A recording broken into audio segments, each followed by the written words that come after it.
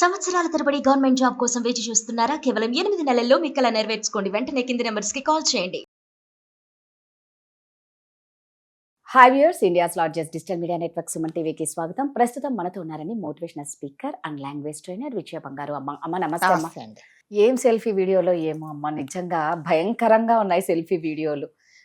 దేనికి బాగా ఉపయోగపడుతుంది అంటే క్రైమ్ కి బాగా ఉపయోగపడుతున్నాయి సెల్ఫీ వీడియోలు. సూసైడ్ అంటే వేరే వాళ్ళని మోటివేట్ చేయడానికి ఏం ఉపయోగపడదు అస్సలు లేదు అనుకుంటారేమో, కానీ చేస్తూ సెల్ఫీ వీడియో అంటే ఇప్పుడు చెప్పుకునే ఆ కరీంనగర్ లో జరిగిన ఇన్సిడెంట్ గురించి మనం మాట్లాడుకుంటే, ఆ అబ్బాయి సెల్ఫీ వీడియో తీసుకుంటూ ఆ అమ్మాయిని వదలొద్దు, ఆస్తులు అమ్మైనా సరే ఆ అమ్మాయిని వదలొద్దు అని అంటే, నువ్వు అలా చనిపోయినావే, నీ మీద జాలి ఎవరికి అంటున్నా అమ్మ? జాలి వస్తుందా అమ్మ? మామూలుగా అడుగుతున్నా. జాలి ఉండదండి, ఎందుకు ఉంటుంది జాలి? ఇప్పుడు ఆమె వీళ్ళు జనరల్ గా వీళ్ళిద్దరండి, అంటే ఈ సంఘటన ఒక 2 days ఎగో జరిగింది.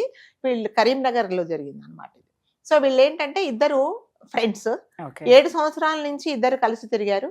సో అతను ఇంకా చాలా ధైర్యంగా గర్వంగా ఏం చెప్పుకుంటున్నాడంటే, ఈమె కన్సీవ్ అయింది, నేనే అబార్షన్ చేయించాను, కాకపోతే ఎవరికి తెలీదు అని ఈయన చేసిన ఘనకార్యం చెప్పుకున్నాడు. అంటే అంత క్లోజ్ గా ఉన్నారు వీళ్ళు. సో 7 సంవత్సరాలు క్లోజ్ గా ఉన్నారు. జరగాల్సిన కార్యక్రమాలన్నీ పెళ్లికి ముందు జరగాల్సిన, తర్వాత జరగాల్సిన జరిగిపోయినాయి. సో ఇద్దరు చాలా క్లోజ్ గా ఉన్నప్పుడు మరి ఈవిడ సడన్ గా వీళ్ళ బావగారి దగ్గరికి వెళ్ళిపోయి అతన్ని పెళ్లి చేసుకుంది. సో ఇప్పుడు ఈయన డిప్రెషన్ ఏంటంటే, నేనే ఫోన్ కొనిచ్చాను, నేనే ఆ అమ్మాయికి అన్ని బట్టలు కొనిచ్చాను, వాళ్ళ ఇంట్లో వాళ్ళకు కూడా తెలుసు, మా ఇంటికి కూడా వచ్చింది, నేను కూడా వాళ్ళ ఇంటికి వెళ్ళాను, ఇవన్నీ జరిగాయి. మరి సడన్ గా ఆ బావగారిని ఎందుకు పెళ్లి చేసుకుంది అనేది, అంటే మనం జనరల్ గా ఏదన్నా ఒకరి గురించి మాట్లాడేటప్పుడు ఇద్దరి వైపు నుంచి మనం విన్న తర్వాతనే మనం ఏది కూడా ఒక కంక్లూజన్ కి రావాలి.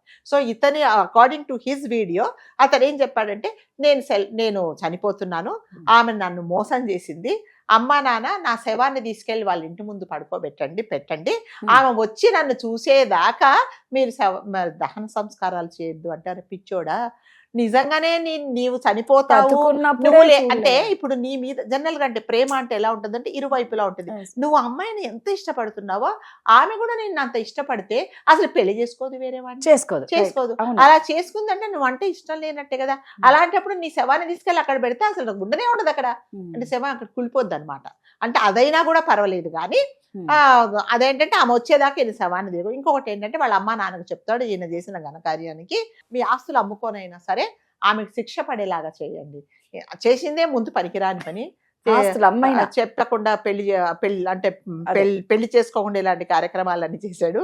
తర్వాత ఉన్నవే మరి ఎన్ని అమ్ముకొని పోయి ఆమెను అంత లగ్జరీ లైఫ్ చూపించాడో, మళ్ళీ ఇప్పుడు ఏమంటే ఆస్తులు అమ్ముకొని నాకు న్యాయం చేయండి అని చెప్పి, అంటే తల్లిదండ్రులకు ఒక కడుపు శోకాన్ని మిగిలిచి, అంటే నీ ప్రపంచంలో ఆ వరలక్ష్మి అనే ఒక క్యారెక్టర్ తప్ప నీకు ఎవ్వరు, నీ అన్నదమ్ములు కానీ నీ తల్లిదండ్రులు కానీ నిన్ను నమ్ముకొని నా కొడుకు మేము చనిపోతే వీడే చూస్తాడు అనుకున్న తల్లిదండ్రులను మోసం చేసి నువ్వు అలా చనిపోయావు అంటే, ఇవన్నీ చేయడానికి ఉన్నంత ధైర్యం, అరే ఆమె వెళ్ళిపోతే ఏంటి, పోతే పోయింది అని నేను ఉండాల్సిన ధైర్యం నీకు లేకపోయింది.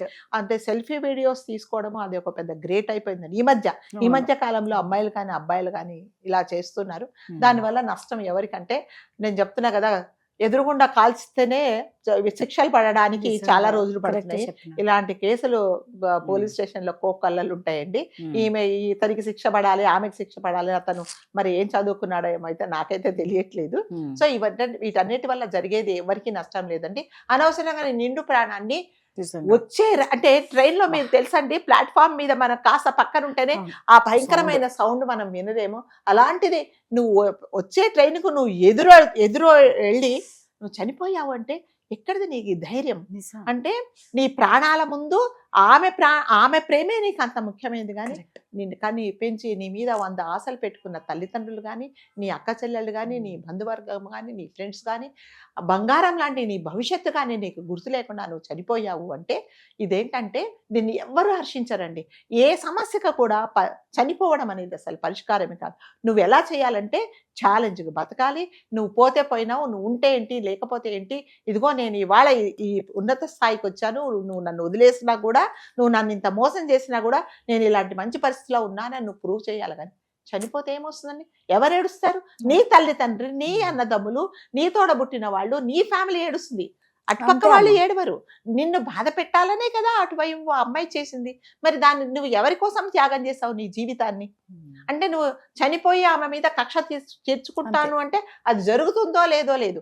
ఇంకా నిజంగానే ఆమె బాధపడాలి, ఆమె మీద కక్ష నువ్వు బతికి సాధించు అవును కదా, బతికి సాధించు. నువ్వు నన్ను ఇలా మోసం చేసావు, ఇదిగో నీకంటే 100 రెట్లు మంచి అమ్మాయిని నేను పెళ్లి చేసుకున్నాను, నా జీవితం ఇవాళ బాగుందని చూపిస్తే అదొక లెసన్ నేర్చుకున్నట్టు, అందరికి ఒక మెసేజ్ ఇచ్చినట్టు. కానీ ఇలా చాలా మటుకు చూస్తున్నామంటే ఒక 4-5 ఏళ్ల నుంచి అమ్మాయి మోసం చేసిందని అబ్బాయి, అమ్మాయి మోసం చేసిందని అలా తర్వాత అమ్మాయి అదేంటి అప్పులు అయిపోయాయని పిల్లలు చంపేసి వాళ్ళు చనిపోయి ఇది ఏమిటో అసలు అర్థం కావట్లేదు అసలు. అంటే పాపం ఫోన్లు దీనికి పనికొస్తున్నట్టున్నాయి వీళ్ళకి.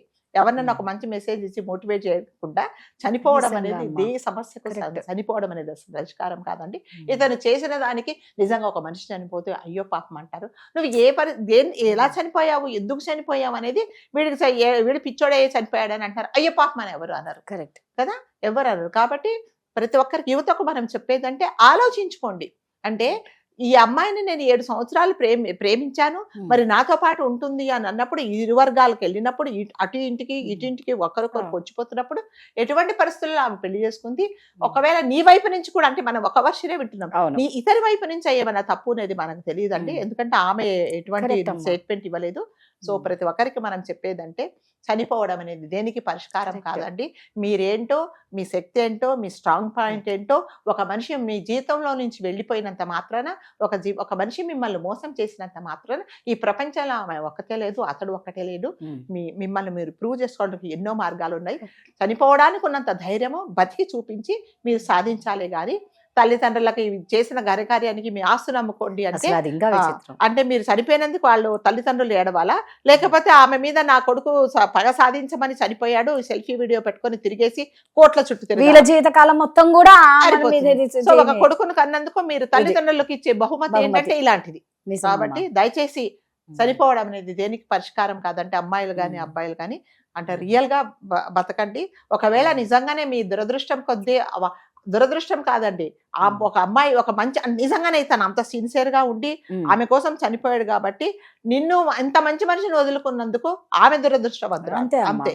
కాబట్టి మీరు అలా ఆలోచించుకోండి. ఎవరైనా మన జీవితంలో నుంచి నువ్వు నాకొద్దు, నువ్వు అవసరం లేదని వెళ్ళిపోయారంటే అది వాళ్ళ కర్మ. మీ జీవితంలో వాళ్ళు ఉండే అదృష్టం వాళ్లకు లేదనుకోని ధైర్యంతో ఉండండి. నిజమమ్మా, మీరు అన్నది ఒక మాట అయితే ఖచ్చితంగా మనం ఒకటి ఏదన్నా మెసేజ్ ఇస్తే అది 10 మందికి ఉపయోగపడేలా ఉండాలి. కానీ మన మీద అసహ్యం తెచ్చుకునే, మనం మీద ఇంకా ఇప్పుడు ఇలాంటి డిస్కషన్ చేసుకోకూడదు అన్నట్లే బిహేవ్ చేయండి. అంతే. Thank you.